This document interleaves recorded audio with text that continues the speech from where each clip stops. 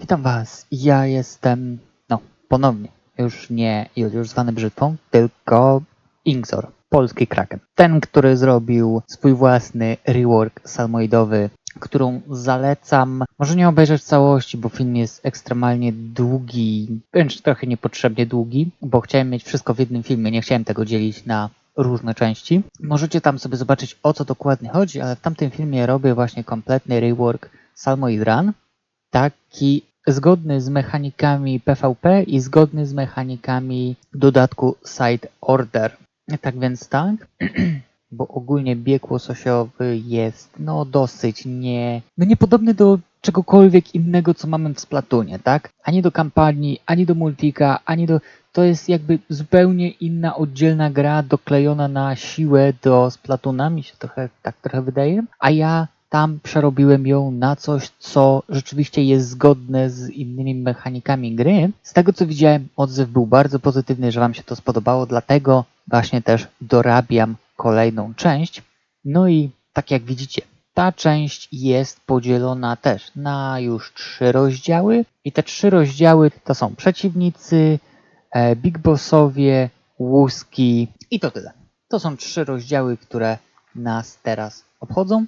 Potem będzie jeszcze drugi addon, który omówi nam klasy, rozwój i inne tam takie rzeczy. Ogólnie bardziej już skojarzone na gracza, a nie na przeciwników. Jeszcze tylko na szybko zaznaczę, że cała wiedza, czytaj o zachowaniach przeciwników, o respieniu się ich i tak dalej, ta cała wiedza związana z oryginalną grą, z tym co jest obecnie w grze, jest wzięta ponownie z filmu użytkowniczki Rachelskiej, która dla mnie uchodzi za boginię biegu łososiowego, ponieważ jest to kobieta, która jest w stanie grać tak zwyczajnie, tak normalnie, spokojnie na Executive VP i HLM, a ja nie jestem w stanie wyjść nawet z Go-Gettera, więc ja jestem dobry w ogólnie gry, które dają Ci możliwość składania buildów.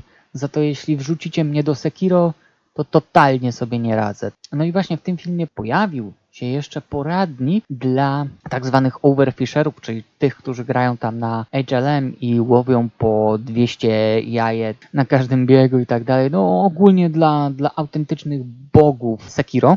Po prostu. Oni w Sekiro czuliby się idealnie. Dla nich właśnie został stworzony 90-stronicowy poradnik o tym, jak grać na najwyższym poziomie. Nie jestem jeszcze twórcą gier, chociaż aspiruję, ale wydaje mi się, że jeśli w Twojej grze ludzie potrzebują przestudiowania 90-stronicowego poradnika do jakiejkolwiek skutecznej gry na wysokim poziomie trudności, a Twoja gra nie nazywa się Dwarf, to coś z nią jest nie tak. I to też był powód, czemu zrobiłem mój rework. Polecam zobaczyć, bo ten film jest tak naprawdę przedłużeniem tamtej myśli. Tak więc przejdźmy do pierwszego rozdziału, mianowicie do rozdziału przeciwników. I zacznijmy sobie od pierwszego rozdziału, czytaj właśnie o rozdziału z przeciwnikami jako takimi ogólnie. Już tutaj nie rozgraniczamy, czy to będą leserki, czy to będą bossowie, czy big bossowie. Wszystkich teraz wrzucamy do jednego wora, bo to, o czym będę mówił, będzie działało na każdego przeciwnika, niezależnie od jego rodzaju, że się tak wyrażę. I teraz tak, w tym trybie, jeśli oglądaliście główny rework, to wiecie, maksymalny poziom to już nie jest 333, tylko 500. I teraz zajmiemy się tym pierwszym. Na tym pierwszym, czyli Industrial Fisher Squid, przeciwnicy zyskują 25% zadawanych obrażeń, 50% życia dodatkowego i warto wspomnieć, jeśli chodzi o pojawianie się przeciwników, ponieważ ten aspekt też zostanie trochę zmieniony. Normalnie przeciwnicy pojawiają się w ustalonych interwałach sekundowych. Jest bardzo ładna tabela pokazująca, w jakich sekundach, na jakim poziomie trudności pojawiają się dani bossowie, a ja, że tak powiem, wyrzucam to wszystko do kosza i mówię wprost. Co sekundę pojawia się na mapie jeden łososiowy boss. W związku z tym macie ciągły przypływ właśnie łososiowych bossów. Nie ma tak, że macie chwilę wytchnienia, oni cały czas się pojawiają, a przypominam, że jeśli jesteśmy na fali powiedzmy 21, czemu 21, to znowu odsyłam do mojego głównego reworka, to mamy 200 sekund na wypełnienie kwoty. Walczymy z około 200 różnymi łososioidowymi bossami, przy czym normalnie jest tak, że łososiowi bossowie przestają się pojawiać po jakimś tam czasie, tam chyba 15 sekund do końca, to oni już się przestają pojawiać. Tutaj oni się pojawiają aż do samego końca, albo do wypełnienia kwoty. W moim reworku wypełnienie kwoty natychmiastowo zakańcza falę. Żeby rozpocząć następną, musicie wyrżnąć wszystkich salmoidów, którzy nadal są na planszy, bo oni nie uciekają. Oni walczą do końca, albo jeśli usłyszycie dźwięk zakończenia fali, ale jeśli usłyszycie dźwięk zakończenia fali, to znaczy, że przegraliście, że nie zebraliście wystarczająco dużo jajek. I to tyczy się każdego poziomu trudności, nie tylko właśnie Industrial Fisher Squid, ale każdego.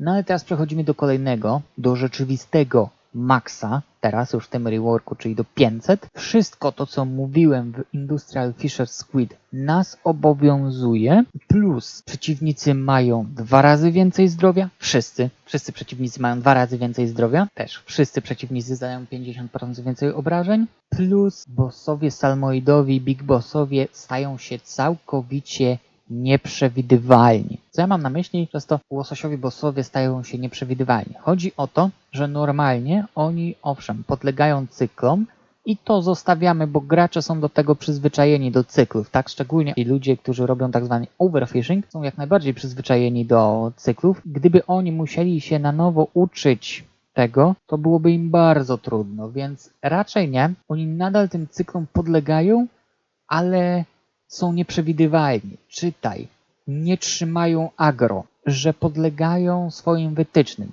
Na przykład weźmy za przykład Steelheada. O, tutaj jest Steelhead razem z nami. Plemię bezsmakowych okazało się niezawodne i chodzi o to, że jak Steelhead zobaczy gracza, najbliższego gracza do siebie, to zacznie ładować swoją bombę i rzuci bombę. Spoko. Fajnie, ale rzuci bombę zawsze w tego gracza. Za to tutaj, na poziomie Fish Factory, działa to w ten sposób, że Steelhead może zacząć sobie ładować swoją bombę, ale jeśli gracz od niego ucieknie, zwyczajnie odejdzie, a obok niego przejdzie jakiś inny gracz, to ten Steelhead nie będzie go gonił, tylko przełączy swoje agro na tamtego gracza, który przeszedł obok niego i to w niego rzuci bombę. Działają aktywnie, zgodnie ze swoimi dyrektywami, czytaj, mogą aktywnie przełączać cele. Tak samo, jeśli paszcza kogoś obrała od razu za cel, potem się zamienili, tak że był bliżej tej paszczy niż tamta osoba, którą na początku paszcza obrała za cel, to paszcza przepłynie do tamtej osoby, porzuci, zmieni agro i zaatakuje tamtą. O to mi chodzi, że oni teraz aktywnie przełączają cele. To już nie jest tak, że wiecie, że na przykład dany przeciwnik jest na was napięty, dopóki was nie rozmarze, no to nie zmieni agro. Nie, teraz oni autentycznie przełączają to agro aktywnie. To jest jeszcze takie utrudnienie. To jest właściwie tyle, jeśli chodzi o przeciwników tak ogólnie, więc teraz na spokojnie możemy przejść do kolejnego rozdziału. No i teraz jak jesteśmy już w rozdziale drugim, czyli Big Bossowie i Królowie, wrzucimy ich tutaj do jednego wora, a czemu by nie? Najpierw zaczniemy sobie od Królów, ponieważ jeśli chodzi o Królów, zmian jest mniej i są one znacznie prostsze, właściwie tylko liczbowe. Tutaj chodzi mi o wizerunki dodatkowych Big Bossów, które wykonałem, które zobaczycie, ale pora na garść statystyk. Normalnie w grze jest tak, że zdrowie rośnie w miarę jak rośnie poziom zagrożenia, ale tylko do 60% zagrożenia. Potem już nie rośnie. To jest już maks. Oni są zakapowani na 60% zagrożenia i to jest tyle. To zostawiamy. Te wszystkie wartości, te oryginalne, które są w grze, zostawiamy je. Ale przypominam, że u nas ten poziom zagrożenia może bardzo rosnąć. Na 120% zagrożenia w tym reworku jest kolejny już taki hard cap, że oni potem już totalnie nie rosną, bo można powiedzieć, że to 60 to jest taki soft cap, gdzie oni bardzo szybko rosną, potem już rosną zdecydowanie wolniej, aż właśnie do 120% zagrożenia. I teraz pozwólcie, że Wam przeczytam te wartości, jak to wygląda. Ja tutaj nawet mam wykaz wszystkich poziomów życia, które mają. Ponownie, one są wzięte z filmików użytkowniczki Rachelski, więc mogą być trochę nieaccurate, ale nie ze względu na to, że ona coś źle powiedziała, tylko że ja po prostu coś źle zapisałem, więc lepiej zobaczyć dedykowane filmy Rachelski, które ona robiła dla konkretnych bossów i ona tam dokładnie podaje ich statystyki, więc moje wybierzcie tak z przymrużeniem oka, że to jest około tyle oni mają, ok? Czyli tak, Kochozula zaczyna od 25, potem na 60 rośnie do 45, wszystko tysiące. Wszystko to są tysiące, o czym mówię teraz. Na 120 ma 80 tysięcy zdrowia. Horror Boros zaczyna z około 39, na 60 ma 55, a jego maks na nowym ograniczeniu zdrowia to 110 tysięcy. Ostatni Joe zaczyna z 50 tysięcy, potem jego pierwszy maks, czyli maks 60% to jest 110 tysięcy, czyli tyle ile 120% Horror Boros. No i ona, bo podobno Megalodontia, tak, Joe to jest ona zyskuje 220 tysięcy na 120% zagrożenia. Wszechpaszcza zawsze zostaje taka sama, ona zawsze ma 1 000 000 zdrowia i to się nie zmienia niezależnie od poziomu zagrożenia. Zawsze jeśli trafi Wam się fala ekstremalna z wszechpaszczą, to ona zawsze będzie miała ten 1 000 000 zdrowia, no bo z nią nie walczymy bezpośrednio, tylko walczymy prawdziwym kraboczołgiem. Tam jakby się nic nie zmienia. Skoro już poziomy zdrowia przeciwników wygrowych mamy za sobą, no to teraz pora na coś mojego, czyli Big Bossowie i ponownie mają swoje początkowe zdrowie i rosną w zależności od poziomu trudności, tylko że tym razem procent zagrożenia jest tym procentem, o które one rosną, czyli jeśli jest zagrożenie 60%, no to oni mają 60% więcej zdrowia, po prostu, tyle. To jest bardzo prosta logika. A teraz pora na nowych Big Bossów. I pierwszym nowym Big Bossem, jakiego przerobiłem, jest Big Boss Fish Fry, czyli tych frytek, które no, pozostawione same sobie potrafią naprawdę bardzo ładnie uprzykrzyć Inklingowi życie. Big Bossem frytki jest Fish and Chips, ryba z frytkami. O co tutaj chodzi? O to. Robiłem te nowe wersje na podstawie głównej mechaniki, jak pokonywać danego przeciwnika. Głównym mechaniką, żeby pokonać tą frytę, to po prostu rozwalić na rybki, które latają wokół filara i tyle. Czyli strzelamy do zwykłych przeciwników. Tutaj to jest po prostu, tak jak widzicie, masa salmoidów zlepionych ze sobą razem, gdzie po prostu musicie pozabijać wszystkie salmoidy w tej masie, żeby ona wybuchła. I tyle. Musicie zamalować całkowicie tą masę, teoretycznie zabijając wszystkie salmoidy, które są w tej masie. Jak widzicie, ta masa ma powbijane te frytki w siebie i to jest nie bez powodu, ponieważ jeśli do niej podejdziecie, to ta frytka niczym włócznia was po prostu zaatakuje, więc trzeba się od tego trzymać w miarę z daleka, ale przynajmniej nie ma tutaj jakiejś specjalnej taktyki, po prostu strzelać, aż się to rozwali. Tą mięsną abominację. Ryba z frytkami ma dosyć dużo zdrowia, bo aż 35 tysięcy na start, czyli więcej niż minimalna Kochozula, ale przypominam, że ten mięsny blob jest bardzo wolny, podatny na absolutnie wszystko. A jeśli macie w drużynie jeszcze kogoś, kto potrafi oznaczać i osłabiać cele, sabotażystę albo nowego snajpera, o którym też będę mówił w drugim addonie, to praktycznie nie macie się czego bać, bo sabotażysta potrafi bardzo ładnie osłabić przeciwnika, a snajper ma absurdalnie gigantyczne obrażenia, więc tych dwóch powinno odparować tą rybę z frytami i tyle. Jeśli macie tylko te dwie postacie, które rzeczywiście ze sobą współpracują, to ryba z frytkami nie jest żadnym zagrożeniem. Kolejny Big Boss, jaki jest, to jest wzywacz deszczu, Raincaller. To jest Big Boss Drizzlera i jak widzicie, on tak nie nazywa bez powodu. Jak działa wzywacz deszczu? Wzywacz deszczu to jest po prostu wielki drizzler, który lata nad polem bitwy. On nie spada, on rzeczywiście lata tak jak Slamming Lead. I jak widzicie na dole ma obrotowe działo z torpedami, które wzywają właśnie deszcz. I żeby go pokonać, trzeba to działo mu zniszczyć. To działo jest opancerzone, więc trzeba mieć albo przebijanie pancerza, żeby zadawać temu działu obrażenia, albo sukcesywnie odstrzeliwywać jego pociski w jego stronę.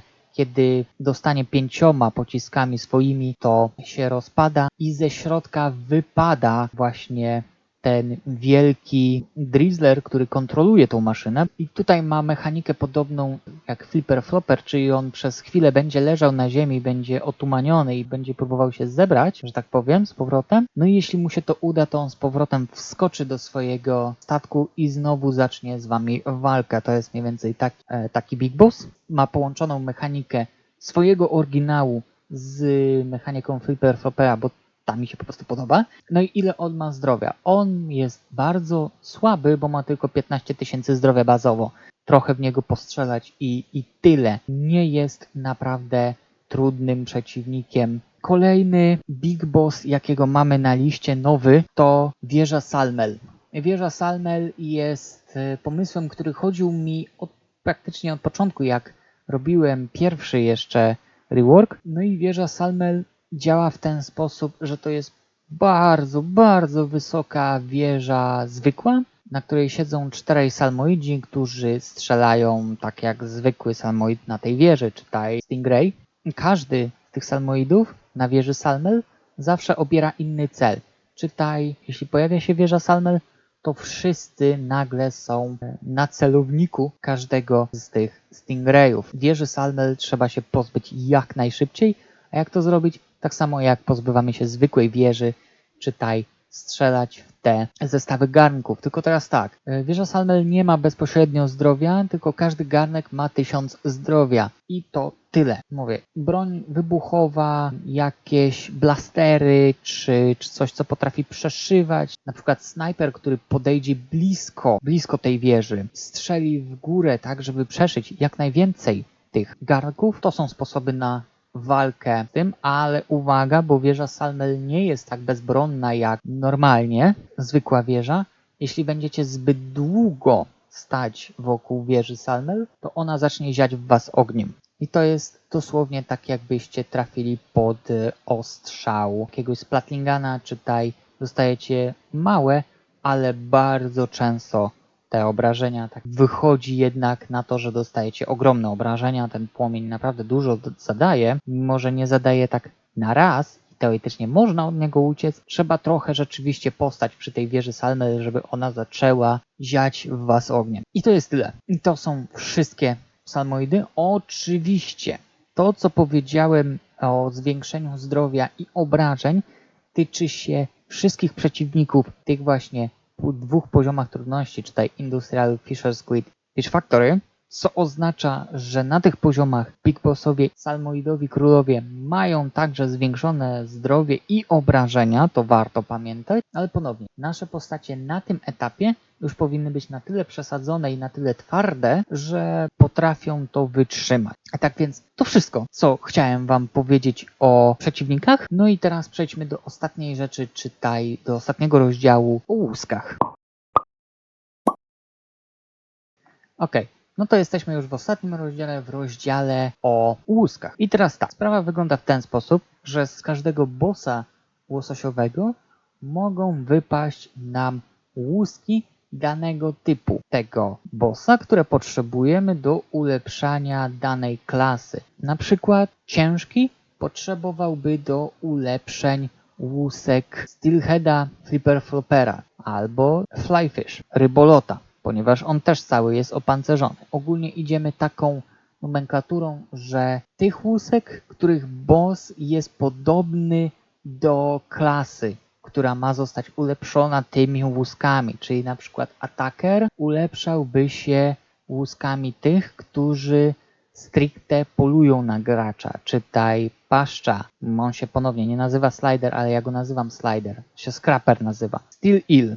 Takie, które aktywnie polują na gracza. Za to klasy wspomagające ulepszałyby się łuskami fish fries, slamming lead, ponieważ oni też są stricte wspomagający. I tyle. Na takiej zasadzie byśmy sobie to rozwiązali. Przeciwników wypadałyby też poza ich dedykowanymi łuskami, ich zwykłe łuski brązowe, srebrne i złote, ale złote naprawdę bardzo rzadko. I te łuski zwykłe wypadałyby dużo rzadziej niż te dedykowane, no ale też pozwalałoby to zebrać łuski już bezpośrednio na misji. Poza tym im szybciej wypełnimy kwotę i skończymy falę i potem będziemy dobijać tylko tych, którzy zostają i walczą do końca, tym więcej dostaniemy nagrody za ukończenie fali właśnie w postaci podstawowych, zwykłych łusek. Brązowych, srebrnych albo złotych, zależy od poziomu trudności, na jakim gramy i od procentów, jakie na tym poziomie trudności obowiązują. Korzystając z tego, co już jest, tylko że przerzucając to do normalnych fal. Więc tak to będzie działało. Oczywiście na fali 10 mamy normalnego łososiowego króla i za niego dostajemy normalną wypłatę, tak jak normalnie dostajemy za łososiowego króla na normalnej grze, na 4 fali. Z tym, że na fali 20, gdzie pojawia się 2 łososiowych królów, to ta wartość jest podwojona, a na fali 30, gdzie pojawia się 3 łososiowych króli, ta wartość jest potrojona. Czytaj tak, jakbyśmy normalnie po prostu walczyli z gwarantowanym trójwiratem i tyle. Oraz jeszcze na fali ekstremalnej z wszechpaszczą dzieje się to samo, tylko że liczba tych łusek jest 4-krotna. Ona już nie jest razy 3, tylko razy 4, plus jeszcze ubicie wszechpaszczy zawsze daje nam 100 łusek każdego typu już, nie 50 i na to jest zawsze 100%. No plus jeszcze to wszystko, co zgarnęliśmy, plus jeszcze 4 razy łuski za bossów, których pokonaliśmy w czasie walki z wszechpaszczą. O, tak. I w takim rozumieniu, jeśli wszystko pójdzie po naszej myśli i będziemy dostawać najwięcej z nagród, te łuski rzeczywiście będą wypadać i tak dalej, możemy zdobyć nawet podczas takiego jednego 31-falowego biegu, możemy zdobyć tak, 1450 brązowych łusek, 650 srebrnych, 490 złotych, co przekłada się na 2590 ogólnie łusek na poziomie Executive VP, czyli w obecnej grze najwyższym. A przypominam, że ja jeszcze wcześniej omówiłem Wam moje najwyższe, gdzie tych salmoidów jest wielokrotnie więcej, więc tych łusek też będzie wielokrotnie więcej. Ten procent wypadania łusek też jest podbity, więc jeśli się ktoś napnie, no to rzeczywiście można wyciągnąć nawet 10 000 łusek z jednego 31-falowego biegu. To takie wyzwanie dla overfisherów, już coś w tym rodzaju. No i to byłby ostatni rozdział, a właściwie to nie. Bo mamy jeszcze jeden rozdział bonusowy, który stwierdziłem, że go tutaj wrzucę, ponieważ on teoretycznie powinien iść do gracza, ale on bardziej zahacza o salmoidy niż o samego gracza. Rozdziały z graczem będą też chyba 3, więc ten jest stricte bonusowy. I tak jak widzicie, nazywa się przynęty. O co chodzi z przynętami? Ponieważ nawet biorąc pod uwagę teraz ten rework, że możemy sobie wybrać tryb gry i tyle. I powiedzmy byśmy chcieli farmić zwykłą ikrę, bo potrzebujemy zwykłej ikry tego Power X do ulepszenia, bo łuski już mamy. No dobra, fajnie, tylko nie mamy pewności, że na przykład nie trafimy na szaleńców albo jakiejś innej fali, czytaj Mothership, które ma niemalże minimalną ilość wrogów, jeśli tylko trzymamy tych typów w ryzach. A oto z takim wyposażeniem, jak będziemy mieli,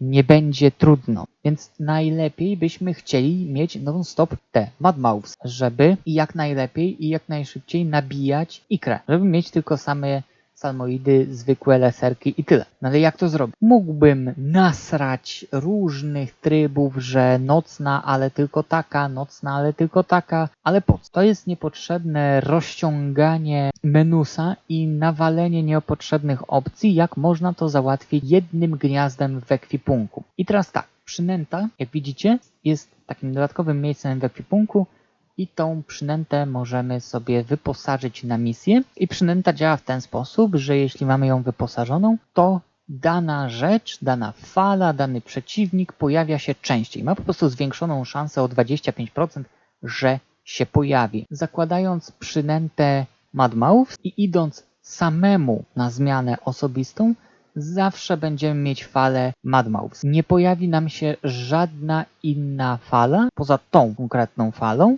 no ponieważ mamy przynętę, która wabi tą falę. A jako, że jesteśmy sami i system nie ma żadnych innych przynęt, że tak powiem aktywnych, no to 100% jest tą przynętą zajęty. Mimo, że nawet sama przynęta daje 25%, no ale w momencie, kiedy jesteśmy sami, to 25% staje się 100%. I w ten sposób możemy sobie farmić tą falę, którą chcemy, albo tego przeciwnika, którego chcemy, bo na przykład możemy założyć przynętę na Slamming Lead, powiedzmy. W tym momencie, jeśli pójdziemy na zmianę dzienną, czytaj tylko w dzień, tylko Slamming Leady będą nam się pojawiać. Nie będzie pojawiać się żaden inny przeciwnik, tylko Slamming Leady. Jeśli będziemy sami i będziemy mieć tą przynętę. Za to, jeśli będziemy w zespole i na przykład różne osoby będą miały różne przynęty w zespole, powiedzmy należące do przeciwników, czytaj, ktoś będzie miał przynętę Drizzlera, ktoś będzie miał przynętę Steel Illa, ktoś będzie miał przynętę, nie wiem, Stingera, powiedzmy my będziemy mieć przynętę Slamming Lead, to tylko ci 4 przeciwnicy będą się pojawiać. O, w ten sposób. Za to jeśli chodzi o falę, to załóżmy, że na przykład 2 graczy ma założoną przynętę z właśnie Madmouth, a 2 sadomasochistów ma założoną przynętę z świetlikami, Rush, albo tak jak ja ich nazywam, szaleńcami. I jest teraz 50% szans, że albo pojawią się świetliki, będzie to fala ze świetlikami, albo będzie to fala z tymi mułomordami, no Madmouth, tak? Ale żadna inna fala nie będzie się pojawiać. Gra będzie wybierać tylko z tych 2, no bo mamy tylko te 2 przynęty jakby aktywne.